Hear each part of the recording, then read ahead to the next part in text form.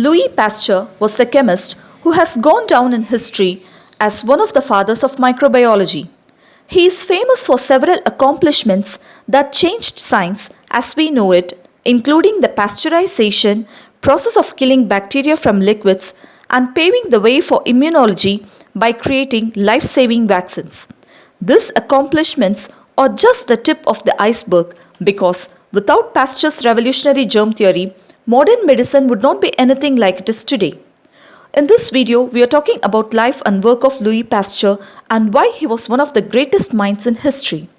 Louis Pasteur was born in France on December 27, 1822. He was raised in a town called Arbois by his parents Jean-Joseph Pasteur and Jeanne Etienne. His father served as a sergeant major during the Napoleonic Wars and received the Legion of Honor. After the war, John Joseph worked as a full-time leather tanner. Even though this was the family business, John Joseph did not want to force his son to carry on the tanning trade and was open to allowing him to find his own passion. Usually, when we hear stories of accomplished academic minds like Louis Pasteur, we imagine that they must have been a genius all their lives. In reality, young Louis was a very average student in a school. As a young man, he was actually far more interested in sketching works of art than reading his textbooks. He spent a lot of his time drawing and painting. John Joseph always encouraged Louis to read as many books as possible so that he remained curious about the world. Since he spent most of his young life daydreaming and sketching, Louis actually fell so far behind academically that he had to receive a lot of tutoring at Collège d'Arbois, which is where he went to secondary school before he attended university at the École Normale Supérieure in Paris. This is where he began taking classes in science. Chemistry became his new passion and he had the goal of earning his PhD. In 1847, he received his doctorate degree and this set the course of the rest of his life. While he was learning his PhD, Louis Pasteur taught chemistry at a senior secondary called Dijon Lycée before he became a research chemist at the University of Strasbourg. When he was just 25 years old, he already made discoveries that became vital in developing vaccines in the future. Microscopes had existed for hundreds of years before Louis Pasteur was born, but new improvement on the machine helped scientists to discover the existence of microorganisms. Louis Pasteur was far from the only scientist to be studying microorganisms at that time, but he was one of the very first. He is widely considered to be one of the fathers of the field that would later be called microbiology. In 1854, Louis Pasteur became a chemistry professor at the University of Lille and he was paid to continue researching issues in alcohol manufacturing. In 1861, Pasteur discovered anaerobiosis, which is crucial to understand how yeast and sugar formed alcohol during fermentation process. Even though fermentation had been going on for thousands of years of human history, no one else had been able to explain the how and why of the chemical process. Once he fully understood the fermentation process, Pasteur had a theory that these invisible organisms called germs and bacteria were responsible for causing wine, beer, and milk to go sour. He proved that by boiling these liquids, he could kill the bacteria and then cool it to make it drinkable again. Louis Pasteur was able to move on from the food industry and begin studying diseases which had been his goal. In 1865, he was able to prove that microbes were causing diseases that destroyed silkworm.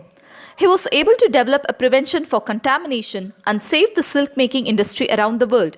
So, aside from our clean wine and beer, we also need to thank him for our fancy silk saris. Once he was beginning to understand how bacteria caused illness, he was beginning to come up with his germ theory. For the majority of human history, people did not know about the existence of germs and strongly believed that diseases are caused by a poisonous vapor in the air that only come out at night. In hospitals, doctors and nurses never even bothered to wash their hands because they truly did not understand the spread of disease. Other scientists had proposed a germ theory long before Louis Pasteur, but it was often dismissed. Soon enough, Pasteur and the other fathers of microbiology were able to prove that the germs existed would change the medical industry as we know it.